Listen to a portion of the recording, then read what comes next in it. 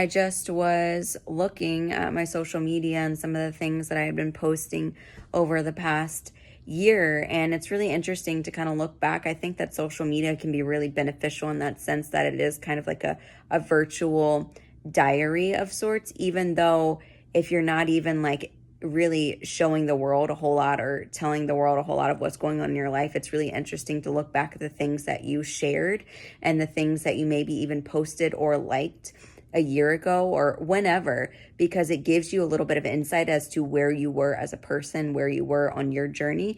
And it's interesting for me to look back because even like a year ago, I'm looking back at myself and I am looking at all these great posts and all of these people saying like, oh, Lacey, you look amazing, you're glowing, you look so fantastic and healthy. And realistically, I'm like, damn, that's funny because that's actually the most unhealthy I have ever been in my entire life. I actually was so unhappy. I actually was so sad. I actually was so struggling. I felt like I was crying out loud for help and nobody ever saw it.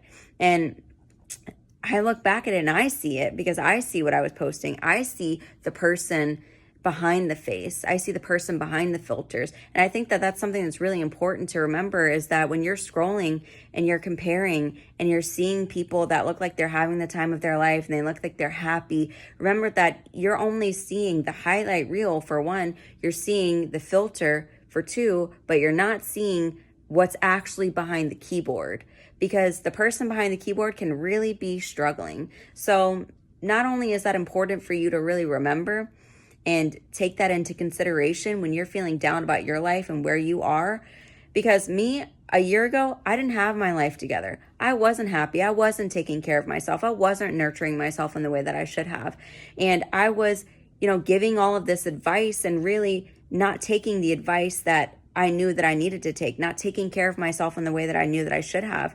And I think that that's important, like I said, not only to remember on your journey where you are and when you're comparing yourself and feeling bad about yourself, but also just in general, just remembering to be kind to other people, remembering that when you are talking to a stranger on the internet, when you are involving yourself in other people's lives and inserting yourself and commenting, and even when you're out in public, this is like something to remember when you're out in public too, is that everyone is really going through something. You don't see everything that someone's going through because you're not living in their reality with their filter and their lens and their beliefs and their family and whatever it is that they're going through. You're only seeing what they're showing you.